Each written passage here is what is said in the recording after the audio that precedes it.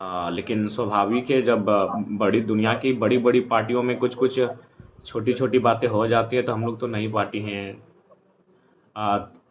15 दिन 20 दिन पहले पार्टी का रजिस्ट्रेशन नंबर मिला है, छाप मिला है, तो सब ठीक है, लेकिन कुछ कुछ बातें छोटी छोटी हो जाती है और हम लोग उनको मेहनत करके उन सारी चीज़ों को त्रुटियों को दूर कर लेंगे।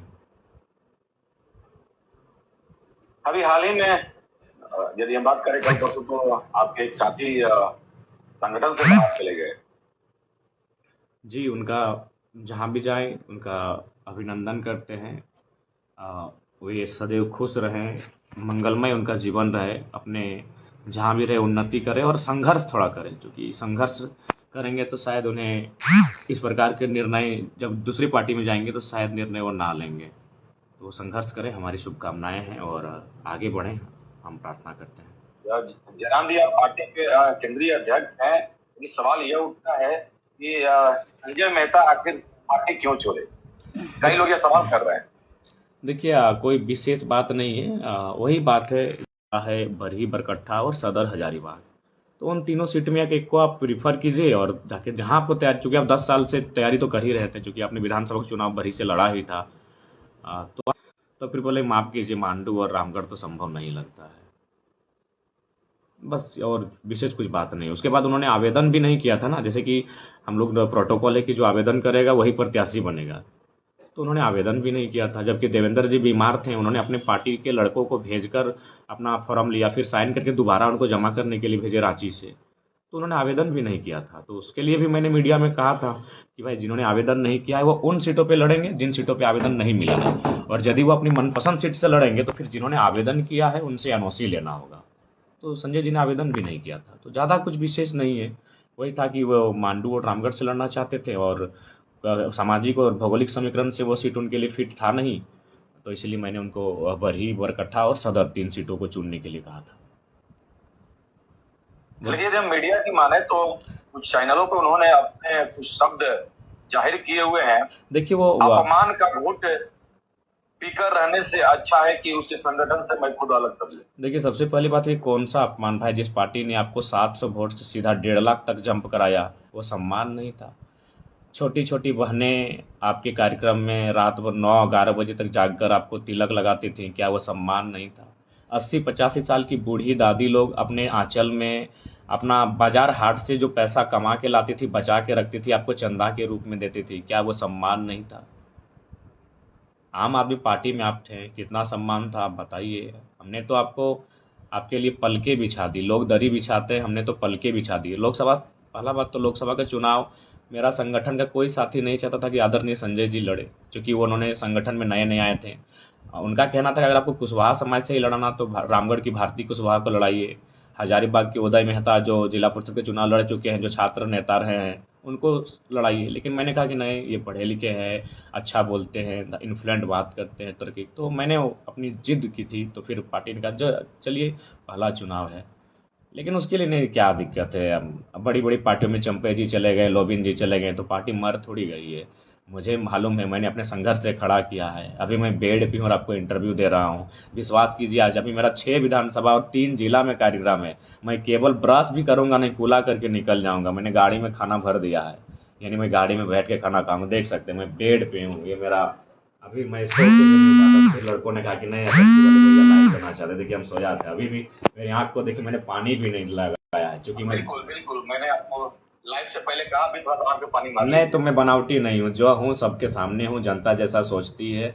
मैं कोई बनावटी नहीं हूँ, ना मैं कोई दिखावटी हूँ कि मैं कोट पहन के इंटरव्यू में आऊँ, ना मैं परफ्यूम लगा के आऊँ। मैं सो के उठा हूँ और सीधे बेड से इंटरव्यू में हूँ। मेरी आंखों से देख लीजिए, बस कि सिर्फ मैंने बाल को ऐसे किया है, बाल ऐसे था, मैंने बाल को ऐसे किया है।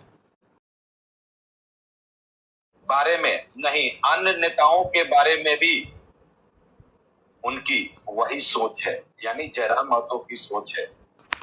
देखिए, जो सत्य है उसको स्वीकार कीजिए। पहचान मेरी भी नहीं थी, मेरी पहचान बनी इस भाषा आंदोलन के कारण।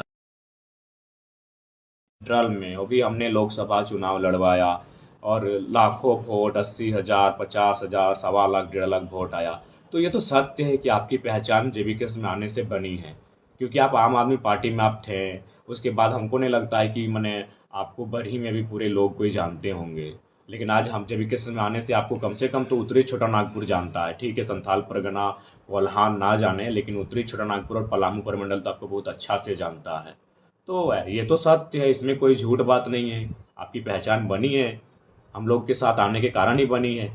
पहले एक दौर था ना भैया कि हमको भी याद है कि कोई प्रखंड अध्यक्ष 20 गाड़ी लेके जाता था, जिला अध्यक्ष 50 गाड़ी भीड़ लेके जाता था, नेता बनता था। लेकिन ये पहला दौर है झारखंड में जब कोई भीड़ में आके नेता बन रहा है, और भीड़ जयराम महतो की मेहनत से आती है। किसी को पूछिए, इसमें जो सत्य है उसको स्वीकार कीजिए। कोई भी पूछिए कि अपने साथ 10 गो लोग लेकर आए होंगे कभी भी किसी कार्यक्रम में, कोई भी हमारे पार्टी के बड़े नेता हों, वो अकेले आते हैं, उन्हें हम मंच देते हैं, उस मंच में वो अच्छी बातें रखते हैं, नेता बन जाते हैं। तो ये सत्य है, पहचान JB से मिली है, इसे झूठलाया नहीं जा सकता है। सार्वजनिक मंचों पर भी अपमानित करते हैं वो। नहीं, ये कहाँ, बताइए कब किसको अपमानित किया गया? हमने तो हमेशा सबका नाम गुणगान किया है, हमने हमेशा उनको जी और भैया कह के संबोधन किया है। हम क्यों किसी का अपमान करने लगे? अरे भाई, आप लॉयर हैं, आप अच्छा लिखते हैं, अच्छा बोलते हैं, इसका मतलब ये थोड़ी है कि आप जो कहेंगे वो मैंने ब्रह्मास्त्र है, वो सत्य है। आपका सम्मान है, आप खुशहाल रहें, सदैव आप आबाद रहें, उन्नति के रास्ते पे चले, हमारी शुभकामनाएं हैं आपके लिए। मैं संगठन से इसीलिए अलग हुआ कि वहां पर अपमानित करने का स्क्रिप्टेड ट्रेंड चलाया गया टारगेट करके। नहीं नहीं, आप उनको वो मेहनत करने से कोई मेहनत कीजिए ना। आज एक बात बताइए, हमारे संगठन में कितने लोग हैं जो मेहनत कर रहे हैं, वो अपने आप जगह बनते जा रहा है उनका। अभी उन्हीं को भैया भाई साहब को हमने पलामू प्रमंडल का प्रोटेम प्रभारी बनाया था, एक दिन भी नहीं गए। यानी जब संगठन में काम दिया जाता है तो आप लोग जाते ही नहीं हैं, और जब चुनाव लड़ने की बात आती है तो आप तैयार रहते हैं और प्रेशर बनाना शुरू करते हैं। फिर चूंकि सबको मालूम है कि जो दिखता है सो बिकता है, चूंकि वो मीडिया में रहे हैं तो तुरंत मीडिया में आ जाते हैं, सोशल मीडिया में आ जाते हैं। ग्राउंड में जाके पूछिए सच्चाई, उनके बारे में भी और मेरे बारे में भी पूछिए। मैं पागलों की तरह मेहनत कर रहा हूँ। आज मेरा बताइए 6 विधानसभा मायने मर जाएंगे, रात रात होते होते हालत खराब हो जाएगी। रिजवान को लेकर क्या कहेंगे? रिजवान अंसारी को जो आपके रिजवान जी वाला मामला मेरे संज्ञान में बिल्कुल भी नहीं था, क्योंकि मैं उस समय बड़का गांव में मेरा कार्यक्रम चल रहा था और मांडू में, और घटना घटी है आपका टुंडी और मने मनियाडी के आसपास, जो कि भौगोलिक दृष्टिकोण से भी देखा जाए तो लगभग 250-200 किलोमीटर डिस्टेंस में है। तो वैसे में प्रधान महासचिव को पार्टी में अध्यक्ष के बाद एक ओहदा है और शक्ति है, वो अपनी शक्ति से निर्णय ले सकते हैं। अतः उन पर फिर भी मैंने जांच कमेटी बैठाने को उनको कहा था, और 5 जांच कमेटी बैठी और उनकी जांच की रिपोर्ट आएगी, उसके बाद आगे निर्णय होगा। लेकिन उम्मीद करते हैं कि सब ठीक हो। उन्होंने कहा है कि पीछे से ट्रैक्टर वाले ने रात में मैं कहीं से वापस आ रहा था, ट्रैक्टर वाले ने पीछे से लत्था मारा। हालांकि मुझे वो भी पता नहीं था। हालांकि जब कुछ दूर में जब आगे गया तो कुछ लोगों ने घेरा, जब मैंने देखा कि तो रिजवान जी हैं, तो ऐसे बातें उनके सामने आई कि आपके ड्राइवर ट्रैक्टर वाले से शायद कुछ पैसा मांग रहा था, जैसा कि वो बता रहे थे। लेकिन ऐसा कुछ मामला नहीं था, फिर भी मुझे किया गया। लेकिन जो भी है मैं इस पर पार्टी में लेवल में बात नहीं, ठीक है, अगर मान के चलिए अगर ऐसा विषय नहीं है तो ठीक है, वो संगठन में बने रहेंगे। किंतु अगर भविष्य में किसी प्रकार का ऑडियो या वीडियो जो उनके वहाँ होने की या उस प्रकार कृत्य की अगर पुष्टि करेगा तो फिर उस समय उन पर एक्शन लिया जाएगा। लेकिन अभी अगर कोई एविडेंस नहीं मिलता है तो संगठन में बने रहेंगे। हालांकि विवाद हुआ ये सत्य है, लेकिन बालू को लेकर विवाद हुआ है ये है कि नहीं, इस पर अभी जांच चल रही है। मतलब जयराम महतो किसी भी तरह से झुकने वाले नहीं है। नहीं दादा, हमें देखिए दादा, सबसे पहली बात है कि हम लोग भी उसी पॉलिटिक्स को लेकर आएंगे। ठीक है, जनता 2 दिन गाली देगी, लेकिन भविष्य में उनको भी मालूम चल जाएगी कि लड़का ठीक था। अगर हम भी ऐसा थोड़ी है, हमको खुद रांची में लगभग एक मतलब लिफाफे में नहीं करने से भी 2-2.5 kg का वजन था पैसों का, हमारे हाथ में सीधा थी आ गया, हम तुरंत फेंक के दे दिए। तो ऐसा नहीं है, लोगों को मालूम हो चुका है कि ये लड़का राजनीति में आ रहा है, और लोगों भी पुराने नेताओं की तरह मेरा स्वागत कर रहे हैं, गाड़ी घोड़ा का ऑफर करने लगे हैं, पैसा थमाने लगे हैं। तो फिर क्या होगा झारखंड की राजनीति का? हम नए सोच के साथ आए हैं तो नया ही करेंगे। कितना सफल होंगे, कब होंगे, ये नियति जानती है, ये समय जानता है। लेकिन अगर हमारे भी संगठन में रह के लोग अगर वही लेवी असुली ये सारी चीज़ करेंगे, उसके बाद दबाव बनाएंगे अपना भीड़ दिखा के, तो हम नहीं झुकेंगे। जो सही होगा साथ रहेंगे, जो गलत करेंगे दिक्कत होगा। तीरथनाथ आकाश को लेकर के लगातार बयानबाजी चल रहा है। देखिए सबसे खास करके आपको लेकर? देखिए मैं आपको स्पष्ट कहना चाहूँगा, कुछ लोगों को मतलब विशेष इसी बात के लिए मतलब पैकेज दिया गया है कि आप हमारी छवि को लेकर रोज धूमिल करते रहें। नहीं, ठीक है, सवाल बनता है। तो अगर मुझ पे एक सवाल बनता है तो कम से कम अगर आप मेरे लिए अगर लाइव आते हैं एक दिन, तो कम से कम आपको 2 दिन आजसू के लिए और 3 दिन बीजेपी के लिए और 4 दिन जेएमएम को लेकर लाइव आना चाहिए। अगर आप मोतीलाल महतो को लेकर लाइव आते हैं तो आपको कल्पना सोरेन और अनूप सिंह को भी लेकर लाइव आना चाहिए था। आपको ढुलू महतो और सुदेश महतो और चंद्रप्रकाश चौधरी और तमाम नेताओं को लेकर भी लाइव आना चाहिए था। लेकिन आप सिर्फ और सिर्फ जयराम से जुड़े लोगों को लेकर लाइव आते हैं। राजकुमार मंडल रहे, पूजा महतो रहे, मोतीलाल रहे, फरजान रहे। तो एक जो कम पढ़ा लिखा व्यक्ति भी है वो समझ सकता है कि उनका उद्देश्य क्या है, उनको क्या मतलब, उनके और बाकी अगर कोई है पर्दे के पीछे तो उससे क्या बातचीत हुई है। ये किसी को कहने की आवश्यकता नहीं है। आप आते बिल्कुल मेरे खिलाफ बोले, अगर मैं गलत कर रहा हूँ तो बिल्कुल मेरे आलोचना करें, मेरी बुराइयों को, मेरी खामियों को गिनाएं। लेकिन सवाल ये है, तो आप तो 7 दिन हम पे ही लेकर लाइव आते हैं, कभी मेरे मित्र मोतीलाल जी को लेकर, कभी मेरे मित्र फरजान जी को लेकर, कभी हमारी महिला साथी हमारी टीम की पूजा जी को लेकर, तो कभी अब राजकुमार जी को लेकर आने लगे हैं। आइए अब उनका कहना है कि आंदोलन तो हमने खड़ा किया, लेकिन जयराम हम लोग को छोड़ करके गए और फिर अपना एक अलग ये तैयारी किए। अच्छा एक बात बताइए, उसके ठीक है, बाद तो हम लोग को आप टारगेट किया जाए। एक आप में भी सामर्थ्य आप अलग खड़ा कर लीजिए। विषय यहाँ सामर्थ्य क्या है, विषय विश्वास का है, विश्वास भरोसे का है। बिल्कुल आंदोलन की शुरुआत बोकारो से हुई थी। मेरी परीक्षा थी पीएचडी की, और अगर मेरी परीक्षा कैंसिल नहीं होती तो शायद मैं चेहरा भी नहीं बनता, क्योंकि जिस दिन मैं हाईलाइट हुआ था मेरी परीक्षा थी। लेकिन ठीक परीक्षा से कुछ दिन पहले पोस्टपोन हुआ परीक्षा। तो ये सही है, जो सही है मैंने स्वीकार किया है। आंदोलन में मेरी एंट्री 1 सप्ताह लेट से हुई थी। क्या संजय मेहता को यदि कैसे यदि ऐसा कुछ होता है तो वापस फिर से अपने देखिए, संगठन में हम लाएगा? जेबी केसेस बहुत उदार हृदय का है। हम वो हैं जो 20 पी के भी लोगों को अमृत मिले ये अपेक्षा करते हैं, ये उनके लिए प्रार्थना करते हैं। वो आएंगे, उनका दिल से स्वागत है।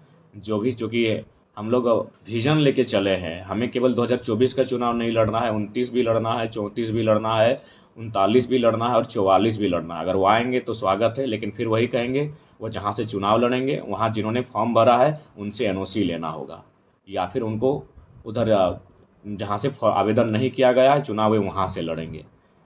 और अगर आपको चुनाव अगर लड़ना है तो एनओसी लेना ही पड़ेगा, क्योंकि आवेदन दिया जा चुका है और आपने आवेदन दिया नहीं है। चलिए, आगे की तैयारी आपकी यदि हम बात करें तो कल कुछ कड़म पर्व पे महिलाओं को शायद तोहफा देने की भी तैयारी है जयराम महतो का। मेरा नहीं, हमारा तो कोई, हम लोग तोहफा मतलब हमारा तो ऐसा कोई नहीं है। लेकिन हाँ, अगर संगठन के साथी अगर कहीं से कुछ सहयोग करेंगे, क्योंकि ऐसा नहीं, हमारे संगठन में बहुत सारे इंजीनियर डॉक्टर्स जुड़े हैं, अगर उनके माध्यम से कोई उपहार दिया जाएगा बहन लोग को तो ये कोई आपत्तिजनक नहीं है, ये स्वागत योग्य है। लेकिन मेरी जानकारी में नहीं है। तो आगे की रणनीति अब क्या है? देखिए, अब चुनाव अब लगभग अब देखिए, बिगुल बजने वाला है लगभग, और ये आगे की तरह से रणनीति, सरगर्मी है जी जी, आप देख रहे हैं। मैं भी चीज़ों को समझ रहा हूँ कि सबसे ज़्यादा प्रेशर जयराम महतो पर ही रहेगा। एक नया लड़का जो राजनीति में अभी पांव पसार रहा है, ठीक से चलने नहीं सीखा है, और आज तमाम राज्य के तमाम लोगों की जुबान पर बस जयराम महतो है। ना उनको बीजेपी की चिंता है, ना जेएमएम की चिंता है, ना आजसू की चिंता है, और ना ही अन्य किसी विषय की चिंता है। तो इसीलिए बहुत सारे प्रेशर आएंगे और उन प्रेशर का मुझे सामना करना होगा, उसके लिए मुझे फिट रहना होगा। मैं उसके लिए तैयार हूँ। जयराम महतो क्लियर कर पाए कि कहाँ से चुनाव लड़ने जा रहे हैं? देखिए, आज बस 1 आध दिन में क्लियर हो जाएगा। लगभग ही आप घोषणा कब करने जा रहे हैं? हमें लगता है कि ये 4 दिन में, 5 दिन में कम से कम अच्छी खासी सीटें। फिर से मेरे ख्याल से आपको रांची के क्षेत्र में चुनाव में एक जो क्या कहेंगे, राज्य से बाहर जो लोग रहते हैं, जो यहाँ के झारखंड के लोग हैं, आपने एक संदेश दिया था, क्या आज हमारे माध्यम से उनको कुछ संदेश देना चाहेंगे? जी, विधानसभा के चुनाव में उनका वोट निर्णायक होगा, लेकिन फिर भी चूंकि वो प्रवास बाहर रहते हैं तो पैसों का अभाव भी हो सकता है। तो अगर सक्षम होंगे तो वो आएंगे, और नहीं तो अपने परिवार को जरूर कन्विंस करेंगे इस बार हमें वोट करने के लिए, जैसे पिछली बार किया था। ऐसे हम तो चाहेंगे कि वो कम से कम विधानसभा के चुनाव में आएँ। वो समय मैंने दिवाली का समय होता है, दुर्गा पूजा का समय होता है, आपका हम लोग का सोहराय का समय होता है, तो शायद पर्व त्यौहार के बहाने अगर वो आ जाते हैं तो बढ़िया होगा, लेकिन फिर भी हम फोर्स नहीं करेंगे क्योंकि आखिर पैसा लगता है उनको आने जाने में। दो सवाल आपसे और लेंगे, ये तो हो गया मुद्दा आपका, लेकिन यदि हम बात करें और साथ में यदि हम बात करें इस मैया योजना पे भी आप क्या अपना विचार रखेंगे? देखिए, तमाम जो योजनाएं हैं चुनाव से ठीक 2 महीना पहले आए हैं, तो ठीक है, योजनाओं का स्वागत है। कोई भी योजना अगर राज्य के लिए आती है और वो किसी के लिए हितकारी होती है तो उसका स्वागत है, लेकिन किंतु वो 2 महीना पहले आई, यानी शुद्ध रूप से पॉलिटिकल एजेंडा है। इसलिए सरकार को अगर लाना ही था 2020 में लेकर आती, 4 साल मिल जाता।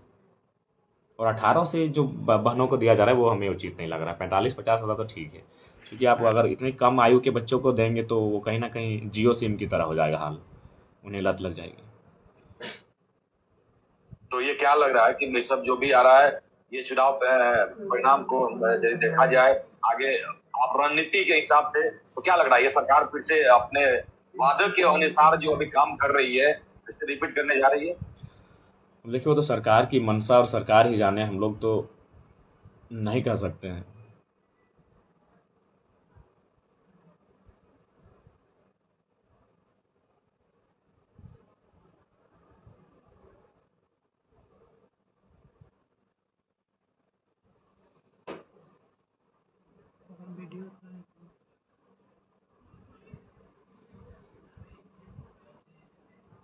शायद आपका नेटवर्क इश्यू हो गया या मेरा नेटवर्क इश्यू हो गया होगा।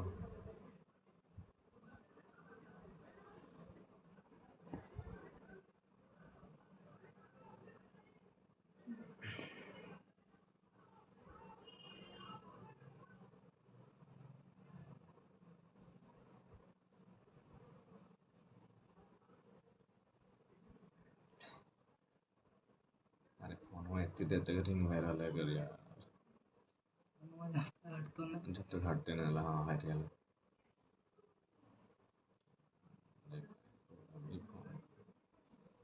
नेटवर्क कॉल आ गया था शायद, उसी से इश्यू हो गया था। हेलो।